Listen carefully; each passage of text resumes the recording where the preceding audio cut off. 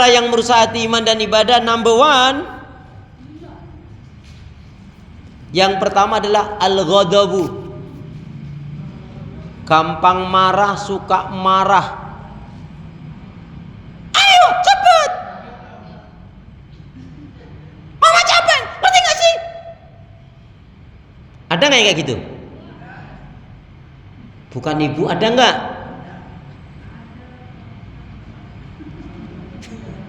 Temboknya gemetar, suaranya menggelegar. Bu, ngerti gak? Datang sahabat Nabi, ya Rasulullah, apa itu Islam? La taghdab. Karena orang ini pemarah. Islam itu nggak marah-marah. Datang lagi kedua, Islam itu apa? Nggak marah-marah. Datang ketiga, la taghdab walakal jannah. Itu kan disandingkan dengan hadis Nabi, laisal syadid, bukanlah yang dikatakan orang yang kuat dari umatnya Rasulullah itu pegulat, pelari cepat, atau orang yang bisa angkat-angkat yang banyak. Orang yang dikatakan kuat dari umatnya Rasulullah bukan pegulat, bukan pelari cepat, bukan orang yang bisa angkat-angkat barang yang banyak, tetapi orang yang mampu mengendalikan emosi, hawa nafsu dan amarahnya ketika ada kesempatan untuk marah. Contohnya siapa? Rasulullah. Ketika Rasulullah dakwah ke Taif, penduduk Taif bukannya beriman, bukan menerima dakwah Nabi, malah melempari batu dan kotoran. Malaikat jengkel, kemudian menanyakan, ya Rasulullah, izinkan kepada kami untuk menjatuhkan azab pada penduduk Taif yang kurang ajar. Apa jawab Nabi? La, jangan, innahum qaumul la ya'lamun. Jangan, mereka kaum yang nggak ngerti, belum tahu. Semoga dari mereka ada anaknya yang dapat hidayah, atau dari keturunannya. Itu kan menunjukkan jauh sekali. Bu, Nabi itu pemaaf, peramah, bukan pemarah, bukan pendendam. Nabi yang begitu lembut, santun, bijak, itu saja belum banyak umat yang ngikutin, ya enggak? Gimana kalau Nabi gampang marah? Ibu nih, ada temen ibu, saudara ibu, nyakitin banget, nyebelin banget, jengkelin banget, sudah pernah ngebohongin lagi. Terus suatu hari temen ibu bilang, Jeng, itu yang suka nyakitin kamu, yang dolimin kamu, yang pernah memfitnah kamu, dia lagi sakit loh Jeng. Ibu bilangnya gimana? Yang betul. Ibu bilangnya apa? Dia nyakitin banget, jengkelin, nyebelin banget sama ibu. Terus teman ibu ngasih tahu, Jeng, itu yang suka nyakitin kamu, nyebelin kamu itu, memfitnah kamu, dia lagi sakit loh Jeng. Ibu bilangnya apa? Alhamdulillah. Ibu bilangnya gimana? Ayo, kira-kira aja. Allah. Ada yang bilang gini, enggak, emang sakit apa? Enggak sih, cuman batuk-batuk pilek biasa. Oh, berarti bukan doaku. Berarti doanya dia serem, Bu, itu, Bu. Astagfirullahaladzim, Bu. Ini contoh. Ibunda Aisyah. Contoh yang lain dari Ibunda Aisyah tadi dari Rasulullah. Pernah dengar kisahnya? Ketika Ibunda Aisyah difitnah? Mau tahu kisahnya? Nih, kisahnya begini kisahnya. Ibunda Aisyah pernah difitnah oleh wanita Yahudi berselingkuh. Kalau kata kasarnya itu berzina.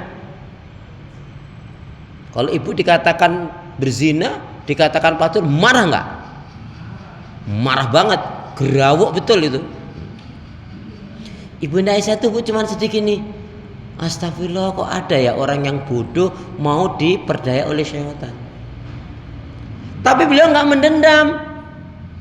Singkatnya, wanita Yahudi yang pernah memfitnah Ibunda Aisyah ini mau melahirkan, dan Ibunda Aisyah diberi kecantikan, hafalan, paham Al-Quran, hadis Nabi, dan ahli persalinan. Kalau sekarang ya bidan lah gitu ya.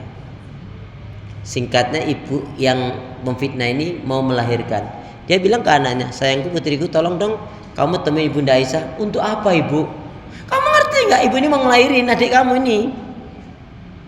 Ibu ini jahat banget. Anaknya tahu. Ibu ini jahat banget. Teman-teman ibu aja nggak ada yang bantu nolong ibu. Udah, pokoknya kamu pergi. Anaknya dalam keadaan lunglai gontai menemui Ibunda Aisyah. Di rumahnya Ibunda Aisyah sudah ada wanita muslimah yang juga minta tolong, ibunya mau melahirkan. Nah, kalau ibu yang jadi dokternya atau bidannya, mana yang ditolong dulu? Yang muslimah atau yang Yahudi? Sebab kalau rumah sakit yang bawa duit, ya kan, sampai ada yang mati, meninggal itu kan, Bu. Sudah berat ya. Saya akan ambil uang ini, saya ini dikira nanti ngelahirin terus ditinggal. Enggak. Ini enggak ketolong kan, meninggal kan itu. Kalau Bunda Aisyah tanya, bagaimana keadaan ibumu yang muslimah tadi? Ibu saya udah mulus-mulus, sudah merasakan mau ngelahirin. Dan tanya kepada yang Yahudi, ibumu gimana? Ibu saya mau ngelahirin, sudah pecah ketubannya. Maka dia katakan kepada yang muslimah, kamu pulang dulu ya, insya Allah ibumu masih lama, nanti aku menyusul. Ini ibunya dia lebih berhak untuk dibantu, ditolong. Kalau ibu yang disakitin, terus ibu, apa yang akan ibu lakukan? Mau nggak kira-kira? Halo? Atau mau, kesempatan tak pites gitu? Singkat kisah, dibantu oleh Bunda Aisyah melahirkan, sampai melahirkan.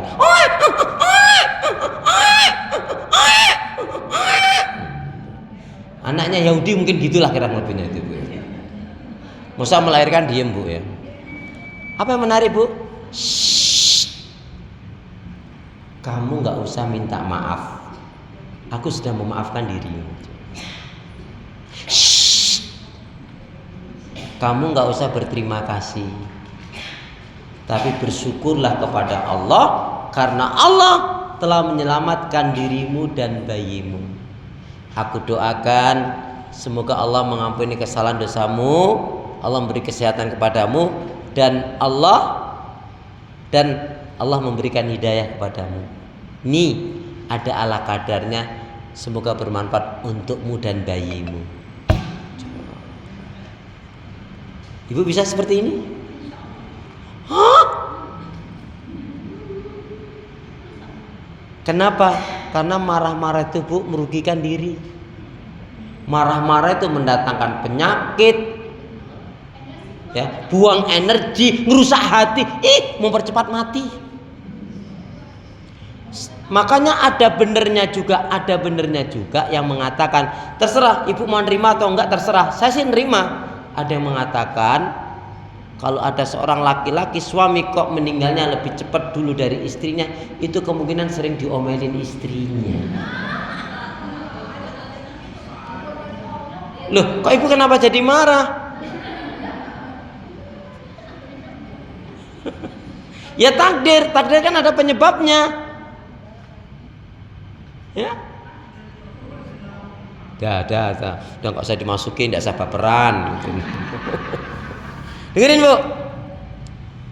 Orang ini dampak buruknya, orang yang suka marah, gampang marah, emosian, selamanya dia nggak akan memiliki hati yang lembut. Hatinya akan selalu panas dan kasar. Bawaannya juga nggak enak, Bu. Nyebelin. Lain kalau orang tuh hatinya ceria, assalamualaikum, waalaikumsalam, gimana kabarnya, Allah, aku seneng banget ketemu. Tapi, Bu, kalau orang tuh assalamualaikum, waalaikumsalam, gimana kabar, baik, kemana, depan belakang, enak banget.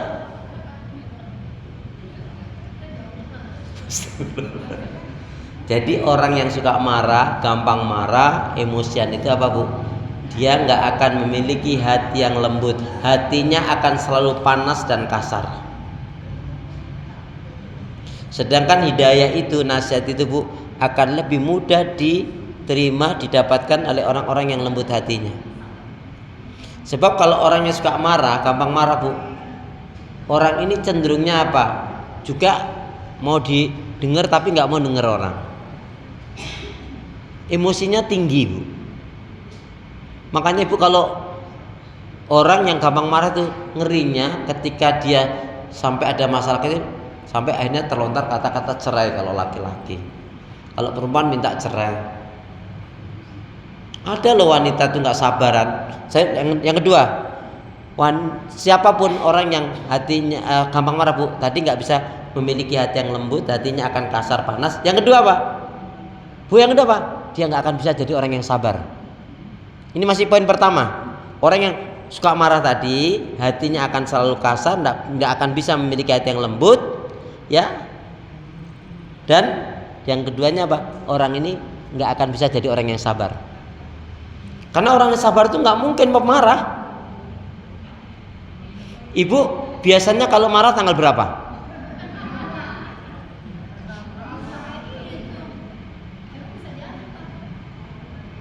Nggak ada manfaatnya bu. Wong ibu ini nggak marah aja sudah tua. Ya. Yang C-nya apa bu? Orang tuh kalau suka marah, gampang marah apa? Nggak akan bisa jadi orang bertakwa selamanya. Kecuali taubatan nasuha ya. Kecuali taubatan nasuha. Jadi orang yang suka marah, gampang marah, dia hatinya akan selalu kasar, panas, nggak akan memiliki hati yang lembut. Satu. Yang kedua, nggak akan bisa jadi orang yang sabar. Yang ketiga, nggak bisa jadi orang bertakwa.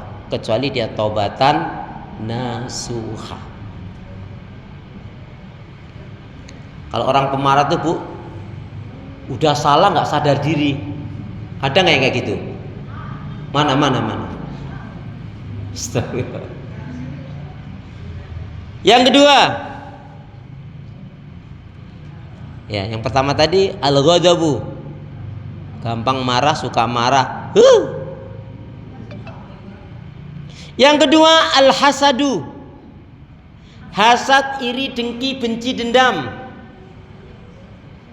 Ini betul-betul bisa merusak hati bu. Contohnya yang punya hasad, iri, dengki, benci, dendam itu yang pertama kan iblis, tapi turun kepada Bani Adam, yaitu kakak kita yang pertama, Qabil itu kan. Nah, saking kedengkian hasadnya itu ada pada dirinya,